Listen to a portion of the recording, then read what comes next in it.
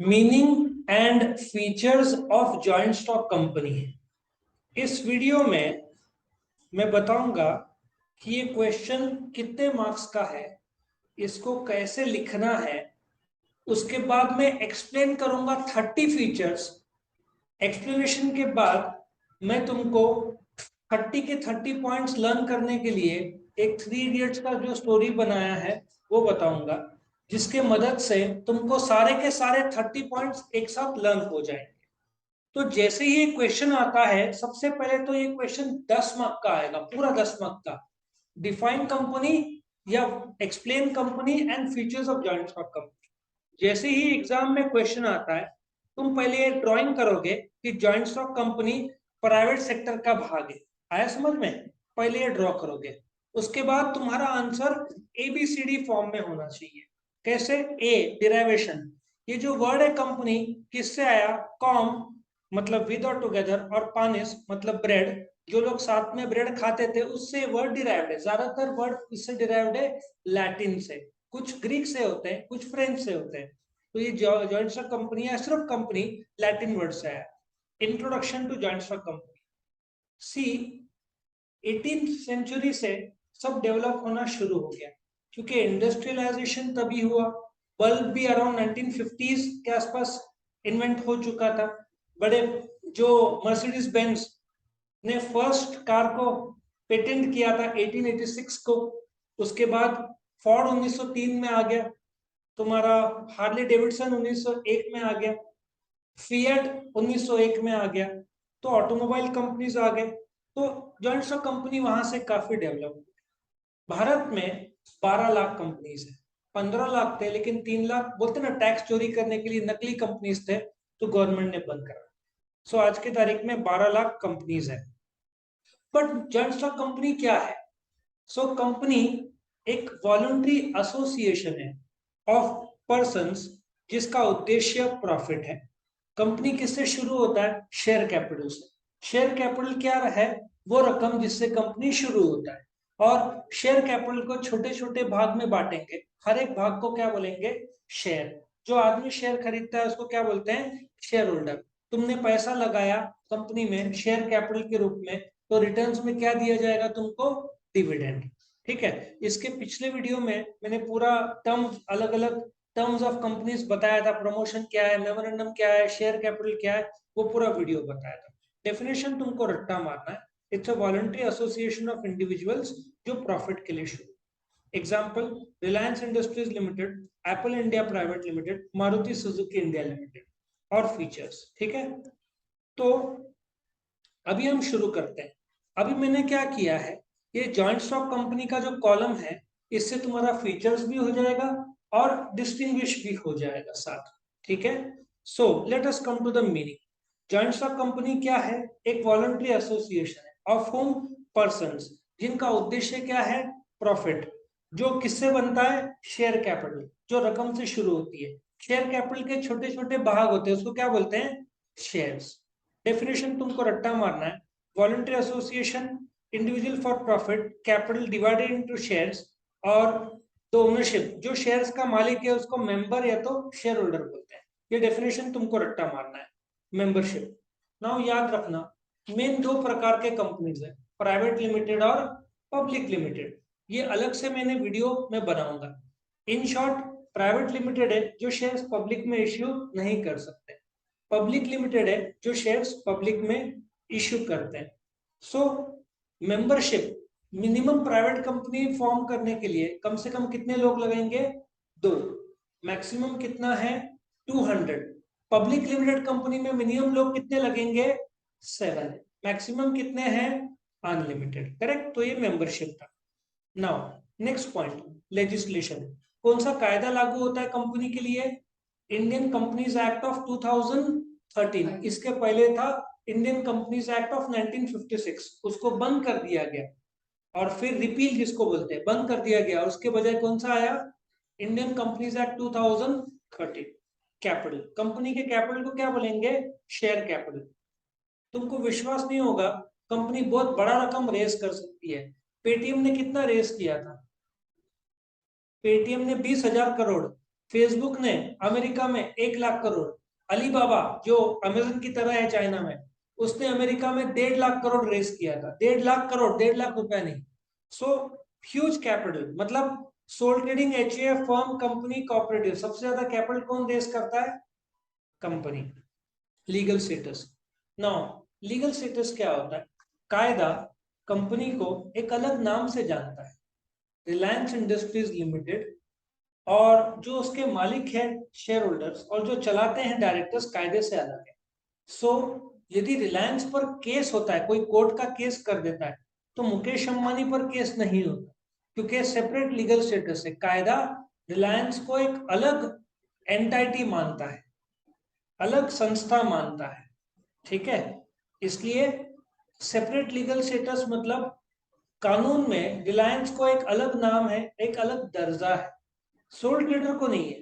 पटेल किराना shop पर case हुआ तो ऑटोमेटिक मिस्टर पटेल पर केस हुआ।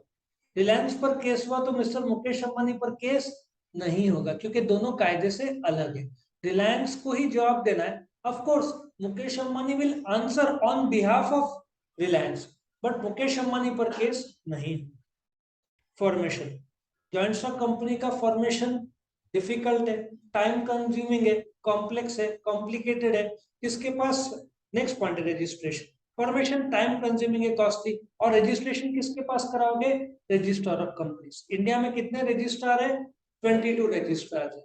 महाराष्ट्र में 2, तमिलनाडु में 2। उसके पास जाकर तुम क्या करोगे? रजिस्टर कराओगे। सो रजिस्ट्रेशन इंडिया में कंपलसरी है, बिना रजिस्ट्रेशन के तुम कंपनी फॉर्म नहीं कर सकते। करेक्ट। मैनेजमेंट, नाउ कंपनी के मालिक कौन है? Share holders. पर कंपनी को चलाएगा कौन? Board of directors. Board of directors का अपॉइंटमेंट किसने किया? शेयर होल्डर्स ने। एक आदमी को डायरेक्टर बोलेंगे, ग्रुप में बोर्ड ऑफ डायरेक्टर्स बोलते हैं। एग्जाम्पल, एक प्लेयर बोलेंगे क्रिकेट टीम का, और पूरे के पूरे 11 प्लेयर को क्या बोलेंगे? टीम। उसी प्रकार से एक आदमी डायरेक्टर, ग्रुप में क्या बोलेंगे? Board of directors. ये बोर्ड ऑफ डायरेक्टर्स का अपॉइंट कौन करता है? Shareholders. रिलायंस में 32 लाख शेयर होल्डर्स है, डायरेक्टर्स करीबन 12 से 13 डायरेक्टर्स। तो ये जो 30 लाख शेयर होल्डर्स ने डायरेक्टर्स को अपॉइंट किया कि तुम चलाओ रिलायंस को। मालिक कौन है? Shareholders. चलाता कौन है? डायरेक्टर्स। फर्क समझ में आया? मालिक is the shareholder, but चलाने के लिए वो लोग किसको अपॉइंट करते हैं? डायरेक्टर्स। शेयर होल्डर्स डायरेक्टर्स को अपॉइंट करते हैं, और डायरेक्टर्स फिर मैनेजिंग डायरेक्टर को अपॉइंट करते हैं, आपस में जो हेड। फिर नेक्स्ट इज प्रॉफिट और लॉस। तुमने सबने लाख लाख रुपया कंपनी को दिया, तुमने बैंक में जमा किया होता तो तुमको क्या मिला होता? इंटरेस्ट। ना तुमने कंपनी को शेयर कैपिटल के रूप में पैसा दिया, तो कंपनी रिटर्न्स में तुमको क्या देगी? डिविडेंड। सो डिविडेंड कंपनी के प्रॉफिट का वो हिस्सा जो कंपनी शेयर होल्डर्स को as a return on investment देती है। आया समझ में? सो तुमने जो पैसा लगाया कंपनी में, लाख रुपया, हो सकता है कंपनी इस साल तुमको 15,000 दे। ये 15,000 क्या है? तुम्हारा डिविडेंड है, एज ए रिटर्न। तुमने पैसा लगाया तो कंपनी रिटर्न्स, मतलब कंपनी के प्रॉफिट का वो हिस्सा, कंपनी ने कमाया होगा 25,000, उसमें से तुमको कितना दिया? 15,000। सो तुम्हारा डिविडेंड हुआ, कंपनी का प्रॉफिट हुआ 25,000, डिविडेंड हुआ 15,000। सो डिविडेंड प्रॉफिट का एक हिस्सा है जो कंपनी शेयर होल्डर्स को रिटर्न्स में देती है। क्या सब लोग क्लियर है यहां तक? आगे बढ़े। Now decision making. अभी let us take example of Reliance. 12 से 13 डायरेक्टर्स हैं, साल में 4 बार बोर्ड मीटिंग होता है, डायरेक्टर्स का मीटिंग। उसमें भी सबके ओपिनियन काउंट होंगे, कभी कभार किसी का ओपिनियन मैच नहीं होगा, ऑपोजिट साइड में जाएंगे। तो डू यू एग्री कि जो डिविडेंड है या जो डिसीजन मेकिंग है, टाइम कंज्यूमिंग हो सकता है, डिले हो सकता है, क्विक डिसीजन तो पॉसिबल नहीं, क्योंकि डायरेक्टर्स लोग फैसला लेंगे, सब लोग सहमत होने चाहिए ना। कई बार लोग हाँ बोलेंगे, कुछ लोग ना बोलेंगे, तो ऐसा हो सकता है। सो डिसीजन मेकिंग काफी स्लो रहता है, क्योंकि सबसे पूछ के लेना पड़ता है। फ्लेक्सिबिलिटी बिल्कुल भी नहीं है। क्यों? क्योंकि जब तुम मेमोरेंडम ऑफ एसोसिएशन सबमिट करते हो, उसमें 6 क्लॉजेस है, name, registered object, liability, capital और एसोसिएशन, ऐसे 6 क्लॉज है। अगले चैप्टर में मेमोरेंडम पे मैं डिटेल चर्चा करूंगा, उसका वीडियो भी रहेगा। तो उसमें एक ऑब्जेक्ट क्लॉज है, यदि तुमने बोला कि तुम स्टील बेच रहे हो, ठीक है, तो तुम प्लास्टिक नहीं बेच सकते। उसमें एक ऑब्जेक्ट क्लॉज है, जिस उद्देश्य से तुमने शुरू किया, तुम दूसरा काम नहीं कर सकते, वही काम जिसके लिए तुमने शुरू किया। फ्लेक्सिबिलिटी नहीं है। यहाँ पटेल किराना शॉप बंद करके भाजी बेचे, चलता है, बट कंपनी के लिए इतना आसान नहीं होगा ऑब्जेक्ट बदलना। जिस उद्देश्य से शुरू किया वो बदलना आसान नहीं, तो फ्लेक्सिबिलिटी बहुत कम। गवर्नमेंट रेगुलेशन बहुत स्ट्रिक्ट है, क्योंकि करोड़ों का फ्रॉड हुआ है। अभी किंगफिशर एयरलाइंस ले लो, किंगफिशर सुन के तेरा तो एकदम चेहरे में ही चमक, एयरलाइंस बेटा, एयरलाइंस, एरोप्लेन, एरोप्लेन। हाँ, तो किंगफिशर एयरलाइंस एक समय शेयर का दाम कितना था? 900 रुपये, 900 रुपया था। कुछ इल्जाम लगा कंपनी पर कि जो पैसा मिला लोन का उन्होंने डाइवर्ट किया, विजय माल्या पर इल्जाम लगा।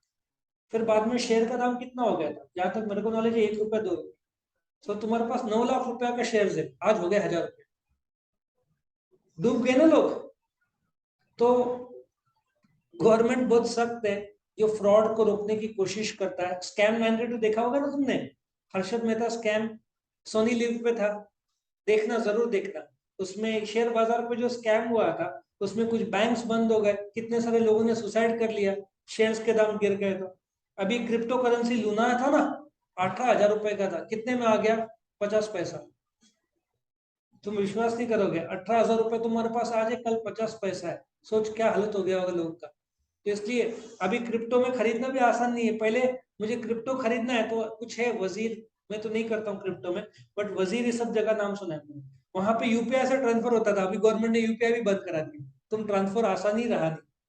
समझ में आया? क्योंकि लोग डूबे हैं ना इसमें, हाथ जल गए लोगों के। तो उसी प्रकार से गवर्नमेंट बहुत सख्त है, क्योंकि बहुत सारे फ्रॉड हुए कंपनी में, बहुत सारे लोगों ने सुसाइड भी किया है, शेयर बाजार में वैल्यू गिरता है, तो इसलिए बहुत स्ट्रिक्ट है government. Liability, liability is limited. What is meant by limited liability? एक शेयर का दाम 10 रुपया है, आज मैंने बोला तुम लोग 6 रुपया पे करो, बराबर है? तुमने मुझे 6 रुपया दिया, कितना देना बाकी है? 4 रुपया। कंपनी को लॉस होता है, पर हेड लॉस 7 रुपया आ रहा है, बट तुमको एक शेयर का कितना रकम देना बाकी है? 4 रुपया। तो तुमसे मैं ज्यादा से ज्यादा 4 ही रुपया मांग सकता हूँ, 7 रुपया नहीं, 3 रुपया तुम्हारा बच गया। सो अच्छा, तुमने मुझे पूरा 10 रुपया दे दिया, एक शेयर का पूरा 10 रुपया दे दिया, कंपनी को 7 रुपए का घाटा हो, मैं तुमसे कितना मांगूंगा? 0। क्यों?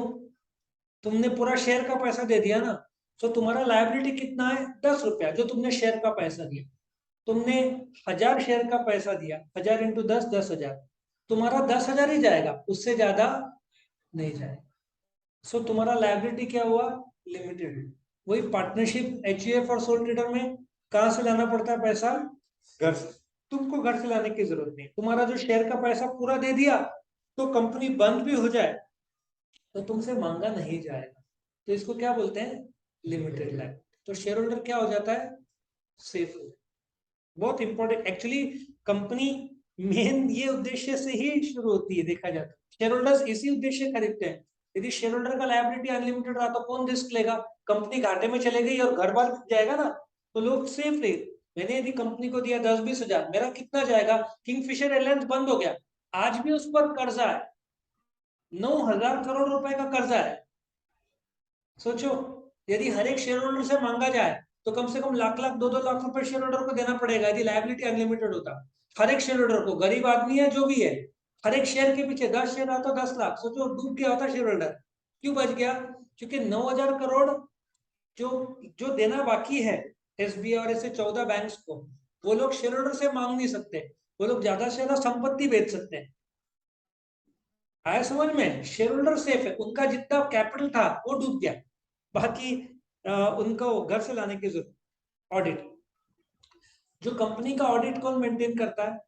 कंपनी के अकाउंटेंट।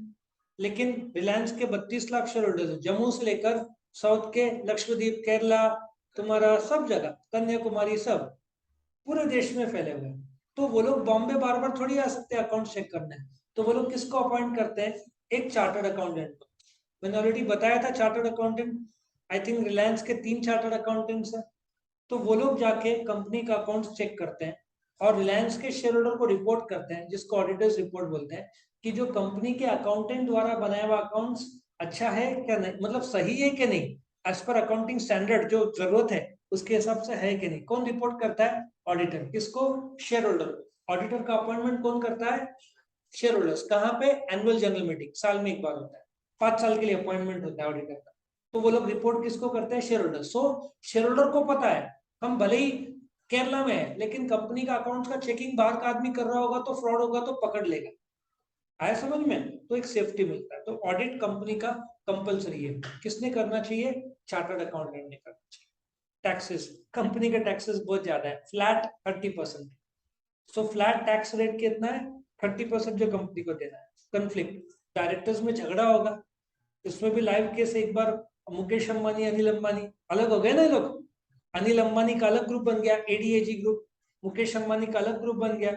सो कई बार डायरेक्टर्स के मतभेद होते हैं, डिफरेंस ऑफ ओपिनियन होता ही है। डायरेक्टर्स है तो झगड़े, कंफ्लिक्ट तो होंगे। तो कंफ्लिक्ट तो होते ही है। सीक्रेसी, बिजनेस, और उसमें भी नया जनरेशन, पुराना जनरेशन। नया जनरेशन बोलेगा टेक्नोलॉजी लाओ, पुराना जनरेशन बोलेगा क्या जरूरत है खर्चा करने की। समझ में आ रहा है? तो ऐसा जनरेशनल गैप भी होता है। नवे डायरेक्टर्स थोड़ा एग्रेसिव ज्यादा है आजकल के, कि चलो नयापन लाओ। पुराने लोग बोलते काय को, है ना? फर्क देखो ये इसमें होता ही है। जैसे तुम्हारे जो दादाजी है या नाना जी है, थोड़ा उनके विचार और तुम्हारे विचार में थोड़ा फर्क होता होगा। उनके विचारधारा 1960-70 के होंगे, तुम्हारे 2022 के हैं, मॉडर्न विचार है, तो फर्क है ना? सो सीक्रेसी, बिजनेस सीक्रेसी कैसे मेंटेन करना पड़ेगा? उनको अकाउंट छाप के पब्लिक को दिखाना पड़ता है। हर 3 महीने में जो नफा नुकसान टर्नओवर है वो शेयर बाजार को बताना पड़ता है। शेयर बाजार ये वेबसाइट में अपलोड करता है। तो उनका बोलते ना, सीक्रेसी रहता ही नहीं है। सो रिलायंस का ये साल तो कम से कम मुझे लगता है 7 से 8 लाख करोड़ का टर्नओवर होगा। पहले 6 लाख करोड़ था। नफा कम से कम 70-80 हजार करोड़ रहेगा साल का। सब ये पब्लिक में आ जाता है। एप्पल इंक के पास एक समय 20 lakh crore cash in hand था। रिलायंस के पास कुछ 10 से 20 हजार करोड़ कैश इन हैंड था। ये सब पता लग जाता है क्योंकि अकाउंट्स वो लोग पब्लिक करते हैं। Day to day journal ledger नहीं, फाइनल अकाउंट्स वो पब्लिक करना पड़ता है। सो सीक्रेसी नहीं रहती। ऑब्जेक्टिव क्या है कंपनी का? Profit. Except section 8 company. Section 8 companies जो है उनका उद्देश्य सेवा रहता है। वो अपन देखेंगे जब टाइप्स ऑफ कंपनी देखेंगे ना। मेजरली कंपनीज का ऑब्जेक्टिव क्या रहता है? नफा, प्रॉफिट। डिवीजन ऑफ वर्क या ऑपरेटिंग कॉस्ट। ऑपरेटिंग कॉस्ट बहुत ज्यादा होगा, मैंने ऑलरेडी बताया। रिलायंस का टर्नओवर 6 लाख करोड़ पकड़ लो साल का, तो डिवाइड बाय 12 करोड़। एक महीने का कितना? 50 हजार करोड़। एक दिन का कितना? 1,500 करोड़। तो दिन का 500-600 करोड़ का तो खर्चा होगा कम से कम। सीधी बात है ना? यदि महीने का 50 हजार करोड़ का टर्नओवर है, तो एक दिन का हुआ कितना? 1500-1600 करोड़। तो 700-800 ऑपरेटिंग कॉस्ट बहुत ज्यादा रहता है कंपनी का। मैंने बताया था यदि क्रॉम्पटन ग्रीव्स नासिक में बंद रहेगा तो 85 करोड़ का घाटा दिन का होता है। मारुति बंद रहेगा तो 400-500 करोड़ का घाटा एक दिन का कम से कम होता होगा, स्ट्राइक की वजह से। सो लॉस बहुत रहता है। इधर लगता है कि करोड़ों में कमाती है, बट करोड़ों में गवाती भी है। Correct. Then division of work possible है, अच्छे तरीके से पॉसिबल है। अब तुम लोग, तू खरीदी, तू बिक्री, तू प्रोडक्शन, तू रिसर्च, तू परचेज, तू अकाउंट, सब मैनेज कर लेंगे ना डायरेक्टर से। तुम लोग सब तो सब डायरेक्टर के हेड बन जाएंगे, marketing, HR, finance. So division of work तो बहुत अच्छे तरीके से हो। पब्लिक कॉन्फिडेंस, तुम अब डीमार्ट का टर्नओवर देखो, प्रॉफिट सब डबल में चल रहा है। पिछले साल से लगभग डबल। डीमार्ट सुना है ना? डीमार्ट जोरदार प्रगति कर रहा है। लोगों, नासिक में 3-4 जगह, एक जगह नहीं है, 3-4 जगह है। इंदिरा नगर, अंबड़, दो तो जगह मुझे पता है, और 2 जगह मैंने सुना है। और तुम, बीच में मैं एक बार गया था, मुझे लगा था कि मेला लगा है। बहुत सस्ता और बहुत ज्यादा गर्दी। इस बार उसका टर्नओवर उसने डबल दिखाया है। मतलब डिमार्ट, क्यों किराना से ज्यादा डिमार्ट लोग को कॉन्फिडेंस ज्यादा है? एक तो क्वालिटी मेंटेन्ड होगा, दाम कम होगा, तो इसलिए तो डिमार्ट। मेट्रो भी जोरों से चल रहा है। स्टार बाजार, मेरे को तो स्टार बाजार नासिक में सबसे बेस्ट लगा, डिमार्ट से भी अच्छा लगा। और वो भी खुला है, लोग ज्यादा जानते भी नहीं है। वहां पे गए तो तुमको लगेगा यार बहुत अच्छा बना है। जगह छोटा है लेकिन कीमत और क्वालिटी जो दिया है उन्होंने। और एक समय बिग बाजार राज करता था नासिक में। तो पब्लिक कॉन्फिडेंस तो कंपनी सबसे ज्यादा एंजॉय करती है। किराना स्टोर लोकल से ज्यादा एनी टाइम लोग कंपनी को मानेंगे। Correct. Continuity, there is perpetual succession. एक बहुत बढ़िया केस था। 7 लोग एरोप्लेन में जा रहे थे, 7 शेयर होल्डर्स। शेयर होल्डर्स कौन है? कंपनी के मालिक। एरोप्लेन क्रैश हो गया, सातों के सातों लोग मर गए। क्या कंपनी बंद होगा? The answer is no. Shares transmit हो जाता है। फादर का संपत्ति बच्चों को मिलता है ना, वैसा शेयर ट्रांसमिट हो जाता है, फादर का मदर को चला जाएगा, लेकिन कंपनी बंद नहीं होगी। So as long as company is able to make profits, the company will continue. तो शेयर होल्डर के आने जाने से फर्क नहीं पड़ता, प्रॉफिट कर रही कंपनी तो चालू रहेगी, ठीक है ना। तो परपेचुअल सक्सेशन का पॉइंट है।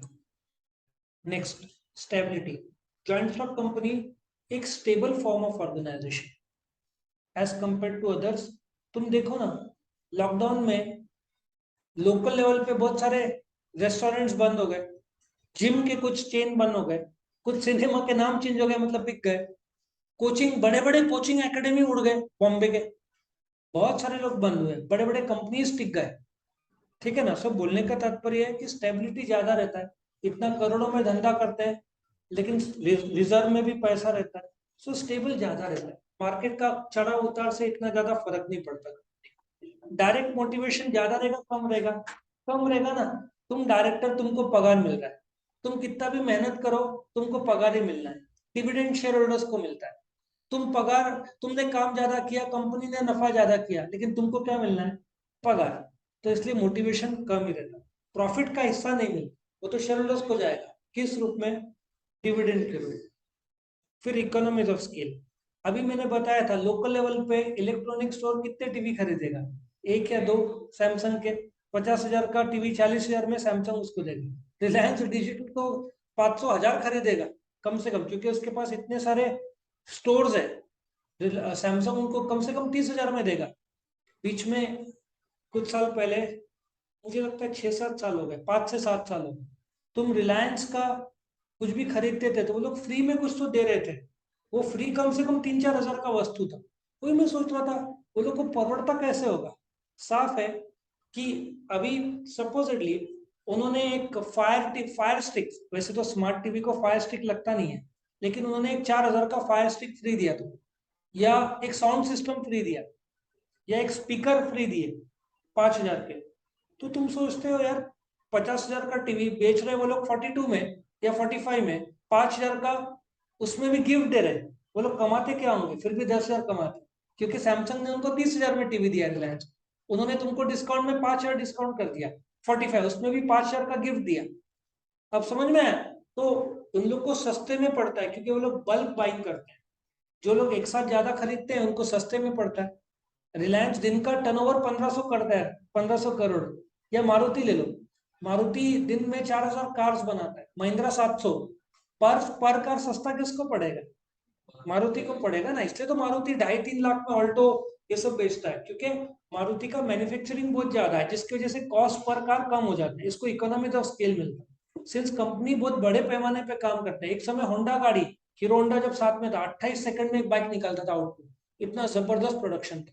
4-4 फैक्ट्रीज है इनके होंडा के, तो निकालेगा ही ना प्रोडक्शन। उनका भी कुछ सेकंड्स में ही अभी भी गाड़ियां, 50 लाख गाड़ियां बेचते हैं साल में। तुम 50 लाख डिवाइडेड बाय 12 करो, 4 लाख महीने का, 30 दिन का करो, एक दिन का कितना होगा? 12-13 हजार। और उसमें भी डिवाइड बाय 24 आवर्स, उसको सेकंड में कन्वर्ट करो, वही मिलेगा कैलकुलेशन। 30 सेकंड 1 मिनट में गाड़ी निकालते बोलो, उनको निकालना ही पड़ता है, उनका टर्नओवर ही इतना अच्छा।